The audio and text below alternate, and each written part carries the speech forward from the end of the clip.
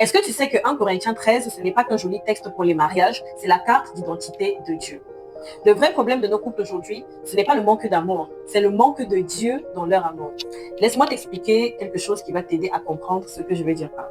Nous connaissons la parole de Dieu qui dit dans 1 Jean 4,8 que Dieu est amour. Et dans 1 Corinthiens 13, elle nous décrit ce qu'est l'amour, ses caractéristiques, sa nature, sa manière d'être et d'agir. Et quand on y réfléchit bien, on réalise que ces deux passages sont intimement liés. Si Dieu est amour, alors tout ce que Paul décrit dans 1 Corinthiens 13 n'est que la description du caractère même de Dieu. Autrement dit, 1 Corinthiens 13 ne parle pas simplement de l'amour comme d'un sentiment. Il parle de Dieu lui-même, donc de son cœur, de sa manière d'aimer, de sa façon d'agir envers chacun d'entre nous. Si tu remplaces le mot amour par Dieu dans 1 Corinthiens 13, tu obtiens une révélation assez intéressante. Et ça devrait te donner quelque chose comme ceci. Dieu est patient.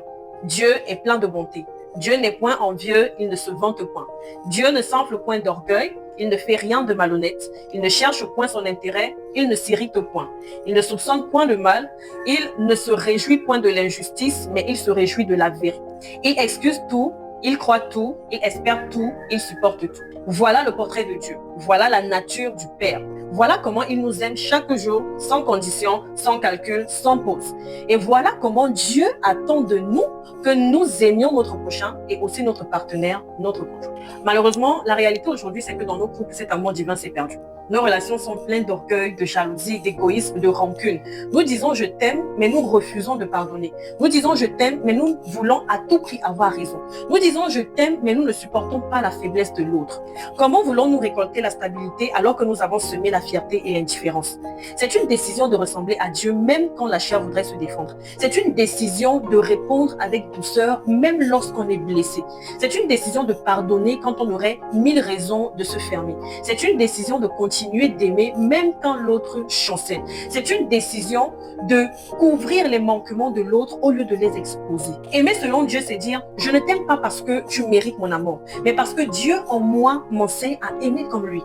Dieu n'a jamais voulu que le mariage soit une compétition, ni une guerre d'orgueil, ni un champ de revendication. Il a toujours voulu que le mariage soit une vitrine de son amour sur la terre. Malheureusement, aujourd'hui, ce n'est pas ce que nous vivons, ce n'est pas ce que nous voyons. Le plan parfait de Dieu pour nous, c'est que l'amour dans le couple soit le reflet de son propre amour pour nous. Deux êtres qui s'aiment, non pas seulement parce qu'ils s'attirent, mais parce qu'ils voient Dieu l'un dans l'autre. Tant que nous refuserons de manifester cet amour ou ne travaillerons pas à le manifester, nous vivrons des versions appauvries du mariage que Dieu a pourtant rêvé pour nous. Choisissons dès aujourd'hui que nos foyers, nos couples reflèteront la patience, la bonté, l'humilité, le pardon, la vérité, afin de vivre le plan parfait de Dieu.